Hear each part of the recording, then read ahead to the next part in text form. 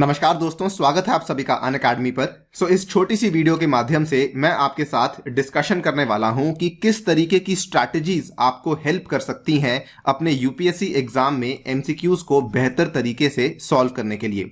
इस particular video में मैं आपके साथ कुछ क्वेश्चंस डिस्कस करूंगा जो कि आपने किसी प्रीवियस कॉम्बैट में देखे होंगे, और वहीं से हम आपको एक आइडिया देंगे कि किस तरीके से आप आने वाले कॉम्बैट्स में अपने क्वेश्चंस को बेटर अप्रोच कर सकते हैं। ऑल्सो आपको शुरू करने से पहले बताना भी चाहूंगा कि इस रविवार के दिन होने वाला है यूपीएससी सीएससी का एक मेगा कॉम्बैट। ये वाला जो मेगा कॉम्बैट है ये खास इसलिए बन जाता है बिकॉज इसमें जो भी रैंक लेकर आएंगे आपको वहां पर अनअकैडमी के द्वारा कुछ ना कुछ स्कॉलरशिप अवेलेबल करवाई जाएगी।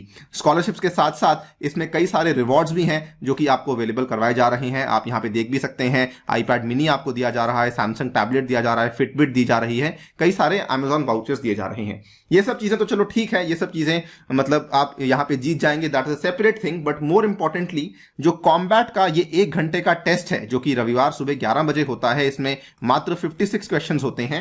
ये बेसिकली हम लोग इसलिए कंडक्ट करवाते हैं सो दैट आप अपने आप को आने वाली यूपीएससी की जो सीएससी प्रीलिम्स की परीक्षा है वहां पर प्रिपेयर कर सकें। और इसीलिए हर रविवार के दिन हम आपके लिए थोड़े से मुश्किल, थोड़े से आसान और थोड़े से मीडियोकर क्वेश्चंस का एक मिक्स लेकर आते हैं सो दैट अगेन आपकी तैयारी थोड़ी सी बेहतर हो सके।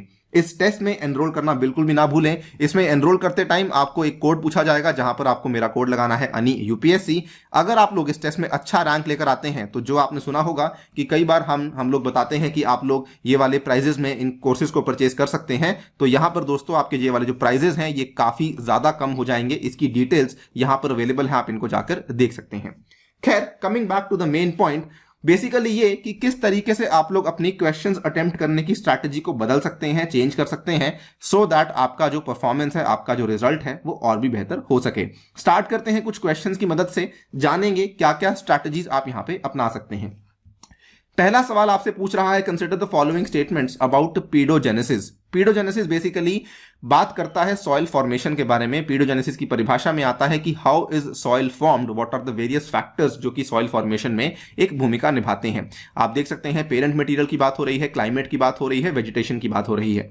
इनफैक्ट आप इस पर्टिकुलर इमेज में देख भी सकते हैं कि सॉइल को फॉर्म करवाने में ये वाले आपके 5 फैक्टर्स एक बड़ा रोल प्ले करते हैं। पेरेंट मटेरियल, रिलीफ, उसके बाद ऑर्गेनिजम्स, उसके बाद क्लाइमेट और उसके बाद टाइम का फैक्टर काफी इंपॉर्टेंट माना जाता है। इसको इनफैक्ट सबसे ज्यादा इंपॉर्टेंट फैक्टर माना जाता है। नाउ अगर हम बात करते हैं the parent material controls the type and effectiveness of the weathering of the parent material, तो आप देखिए कि पेरेंट मटेरियल खुद से effectiveness of weathering of the parent material को डिटरमाइन नहीं करवा सकता। कॉमन सेंस के आधार पर भी अगर आप जाएंगे तो यह स्टेटमेंट आपका साफ साफ गलत बन जाता है। सिमिलरली अगर आप देखेंगे climate determines the colouration of the soil, it's mineral composition and the texture, तो क्लाइमेट इस चीज को डिटरमाइन नहीं करवा सकता क्योंकि क्लाइमेट बेसिकली क्या होता है, क्लाइमेट आपका होता है टेम्परेचर, प्रेशर, ह्यूमिडिटी, ये सब चीजें क्लाइमेट डिटरमाइन करेगा। तो क्लाइमेट सॉइल के कलर को, सॉइल के टेक्सचर को किस तरीके से डिटरमाइन करेगा, यहां पर भी क्लाइमेट जो है काम नहीं करेगा। हेंस ऑब्वियसली सेकंड वाला ऑप्शन भी आपका गलत हो जाता है। इस चीज का आपको एक्सप्लेनेशन एनसीईआरटी के अंदर भी मिल जाएगा। अगर आप लोग एनसीईआरटी नहीं रेफर करते, अगर आप लोग ज्योग्राफी ऑप्शनल के स्टूडेंट हैं, तो फिर तो आपको इसका जो एक्सप्लेनेशन है वो कई सारी और किताबों के अंदर भी मिल जाएगा। यानी कि 1 और 2 दोनों गलत है। आपको आपका जवाब तो मिल ही गया है। ऑप्शन नंबर सी 3 ओनली आपका जवाब होने वाला है।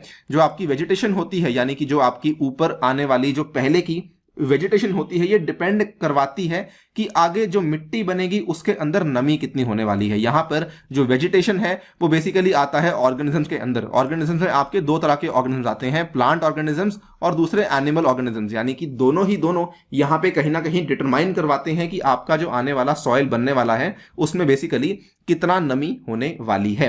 आप यहां पे देख भी सकते हैं, हमने सारे के सारे फैक्टर्स के बारे में कुछ ना कुछ बातें लिखी हैं। पेरेंट मटेरियल सॉइल के कलर को डिटरमाइन करवाता है, क्लाइमेट कंट्रोल करवाता है, टाइप इफेक्टिवनेस को, वेजिटेशन कंट्रोल करवाता है, अमाउंट ऑफ मॉइस्चर को, कितनी ह्यूमस उसमें ऐड हुई है, टाइम जिसको कि सबसे इंपॉर्टेंट फैक्टर माना जाता है, it decides the stage of soil as well as controls the rate of the pedogenesis, की कितनी तेजी से और कितनी स्लोली आपका पीडोजेनेसिस होने वाला है। सो इस बेसिस पे आपका सही जवाब ऑप्शन नंबर सी बन जाता है।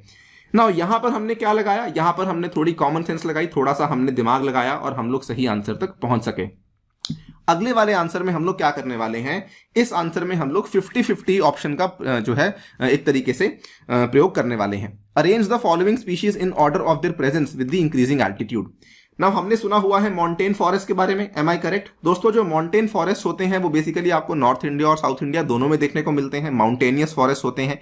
माउंटेनियस फॉरेस्ट के केस में आपको मालूम होगा कि बेसिकली यहां पर से लेकर हर पर्टिकुलर एल्टीट्यूड के बाद आपका धीरे धीरे जो है वो वेजिटेशन पैटर्न्स चेंज होते रहते हैं। जिस तरीके से लैटिट्यूड के हिसाब से वेजिटेशन पैटर्न्स बदलते हैं, उसी तरीके से एल्टीट्यूड के हिसाब से भी वेजिटेशन पैटर्न्स में आपको बदलाव देखने को मिलता है। अब देखिए, आपसे पूछा गया है चिनार, बर्च और स्प्रूस। इनफैक्ट आपको आगे बढ़ने से पहले बताना चाहूंगा, इस तरह का क्वेश्चन यूपीएससी 2014 के प्रीलिम्स में ऑलरेडी पूछ भी चुकी है, तो ये क्वेश्चन काफी इंपॉर्टेंट है। अब देखिए, अगर आपने नॉर्मली अगर आप लोग पहाड़ों में रहते हैं या फिर अगर आप लोग कभी पहाड़ों में विजिट करने गए होंगे, आपको मालूम होगा कि चिनार तो काफी नीचे आपको देखने को मिल जाता है। बर्च और स्प्रूस जैसी जो स्पीशीज हैं ये आपको छोटे एल्टीट्यूड पे देखने को नहीं मिलती हैं। यानी कि नंबर 1 तो सबसे पहले आना चाहिए, यानी कि या तो आपका ऑप्शन नंबर ए सही जवाब है या आपका ऑप्शन नंबर सी सही जवाब है। ऑप्शन नंबर बी और डी यहां पे हट जाता है। अब थोड़ा सा आपको दिमाग और लगाना है, और यहां पर दिमाग कैसे लगाना है कि जो बर्च है ये बेसिकली आता है किसके साथ, रोडोडेंड्रॉन की स्पीशीज के साथ, जो कि हमें सबसे ज्यादा ऊपर जाके देखने को मिलती हैं। यानी कि नंबर 2 हमारा लास्ट में आने वाला है, यानी कि ऑप्शन नंबर सी हमारा सही जवाब बन जाता है। तो सबसे पहले चिनार है, उसके बाद स्प्रूस है, उसके बाद बर्च है। आपके सामने इसका आंसर भी मेंशन्ड है कि 1500 से लेके 1750 मीटर के बीच में आपके पाइन फॉरेस्ट देखने को मिलते हैं, और पाइन के साथ में आपको चिनार और वॉलनट जैसे फॉरेस्ट भी देखने को मिलते हैं, जहां पे बेसिकली आपके जो कश्मीर के हैंडीक्राफ्ट्स हैं वो इन्हीं के ऊपर डिपेंडेंट है। अगर आप लोग कभी कश्मीर वैली में गए होंगे तो आपने चिनार के कई सारे पेड़ देखे भी होंगे, ठीक है। चिनार का पेड़ वही वाला पेड़ होता है जो आपने मोहब्बत मूवी में देखा होगा, तो यस सर, ये वही वाला पेड़ है। इसके बाद अगर आप थोड़ा ऊपर जाते हैं तो पाइन जो है ब्लू पाइन में बदल जाता है, और साथ में आपको स्प्रूस देखने को मिलता है, और सबसे ऊंचाई पे जाके 3000 से 4000 मीटर के बीच में जाके आपको सिल्वर फर्स, जूनिपर्स, पाइन्स, अगेन बर्च और रोडोडेंड्रॉन्स की स्पीशीज देखने को मिलती हैं। और यहां पर आपका आ जाता है बर्च का ये वाला स्पीशीज जो कि आपको देखने को मिलता है। हेंस आपका सही जवाब ऑप्शन नंबर सी बन जाता है 132।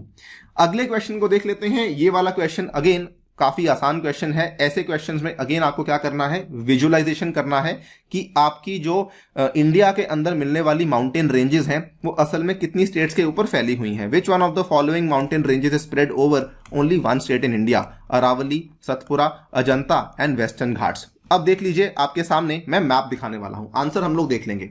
हम सभी जानते हैं वेस्टर्न घाट्स यहां से शुरू होते हैं, यहां तक चलते हैं, यानी कि स्वाभाविक है कि ये एक से अधिक स्टेट के अंदर फैले हुए हैं, बिल्कुल सही बात है। अगर बात करते हैं अरावलीज की, ये भी हम लोग जानते हैं कि ये राजस्थान, गुजरात, उसके बाद हरियाणा तक जाते हैं, इवन दिल्ली तक भी आपको अरावलीज देखने को मिलते हैं, बिल्कुल सही बात है। यानी कि ये हट गया और आपका ये भी हट गया। अब बच गया सतपुरा और आपका अजंता। सतपुरा के बारे में हम लोग जानते हैं कि ये वाले जो आपके ब्लॉक माउंटेन्स हैं ये यहां से शुरू होते हुए यहां पे जाते हैं, उसके बाद यहां पर भी जाते हैं। अगेन 2 से 3 स्टेट्स के अंदर सतपुरा के माउंटेन्स फैले हुए हैं। Am I correct?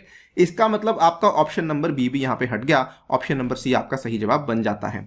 यहां पर आपकी क्या हेल्प हुई, बेसिकली अगर आपने मैप को देखा होगा, आपकी विजुअलाइजेशन की कैपेसिटी अगर अच्छी होगी, उस केस में आप इस क्वेश्चन को बड़े अच्छे तरीके से अटेम्प्ट कर पाएंगे। अजंता का जो माउंटेन है ये आपको देखने को मिलता है मात्र महाराष्ट्र की स्टेट में, जो कि ऑप्शन नंबर सी आपका यहां पे हमने दिया हुआ है। क्लियर है दोस्तों? हेंस आपका ऑप्शन नंबर सी सही जवाब बन जाता है। तीनों के तीनों सवालों में हमने अलग अलग टेक्निक्स का इस्तेमाल करते हुए आंसर को अप्रोच किया है। ये वाला जो आपका आखिरी क्वेश्चन है, ये वाला आपका आखिरी क्वेश्चन, बेसिकली इसमें भी आपको किस तरीके से अप्रोच करना है, यहां पर आपको डायग्राम खुद से बनाना होगा। मैंने वो डायग्राम ऑलरेडी बना रखा है, आपके सामने मेंशन्ड है, लेकिन एग्जामिनेशन में ऐसे क्वेश्चंस में आपको डायग्राम खुद से बनाना पड़ेगा और फिर आप लोग सही आंसर तक पहुंच पाएंगे। अदरवाइज अगर आप लोग केवल अपने दिमाग में सोचेंगे तो गलती कर सकते हैं। सवाल पूछ रहा है, consider the following statements with respect to Coriolis force and identify the incorrect statement. Coriolis force is not a force in the real sense. Force which deflects the direction of winds is called Coriolis force. Winds are deflected to the right in southern hemisphere and they are deflected to the left in the northern hemisphere. Coriolis force is an effect of the rotational movement of the earth and hence it is also called as Coriolis effect. अब थोड़ा ध्यान से देखेंगे। सबसे पहली बात तो इसको स्टार मार्क कर लेंगे कि इनकरेक्ट स्टेटमेंट पूछा गया है, करेक्ट नहीं पूछा गया है, ठीक है। तो ये वाली गलती नहीं करनी है। पहली बात, कोरियोलिस फोर्स अपने आप में एक फोर्स नहीं है, ये बात बिल्कुल ट्रू है। और क्योंकि ये फोर्स नहीं है, ये केवल रोटेशनल मूवमेंट पर निर्भर करता है, इसको कभी कभार कोरियोलिस इफेक्ट भी कहा जाता है। 1 और 4 ए और डी दोनों के दोनों आपके ट्रू स्टेटमेंट्स हैं। Force which deflects the direction of winds is called Coriolis force. ये बात भी बिल्कुल सही है आपकी, ठीक है। तो कंसेप्चुअली ये चीजें बिल्कुल सही हैं। ये वाला आपका ऑप्शन बच जाता है, यही आपका ऑड वन आउट है, यही आपका गलत जवाब है। इसका कॉन्सेप्ट भी आपको फिर भी कंफर्म करने के लिए एक बार डायग्राम बना ही लेना चाहिए।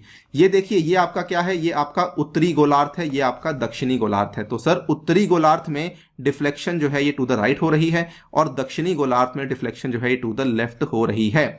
यहां पर भी आप देख सकते हैं कि डिफ्लेक्शन सोर्स के हिसाब से टू द राइट हो रही है और नीचे वाले गोलार्ध में सोर्स के हिसाब से डिफ्लेक्शन जो है ये टू द लेफ्ट हो रही है। क्लियरली सदर्न हेमिस्फेयर में लेफ्ट की तरफ जाती है और नदर्न हेमिस्फेयर में राइट की तरफ जाती है। हेंस आपका ऑप्शन नंबर सी यहां पे सही जवाब बन जाता है। अगेन हमने एक अलग अप्रोच से इस क्वेश्चन को यहां पे अटेम्प्ट किया, तब जाके हम लोग इसके सही आंसर तक पहुंच पाए। हालांकि क्वेश्चन को काफी आसान तरीके से बनाया गया था, आप चाहते तो वैसे भी इसका आंसर दे सकते थे बिकॉज बाकी तीनों आपको ट्रू मालूम पड़ गए थे।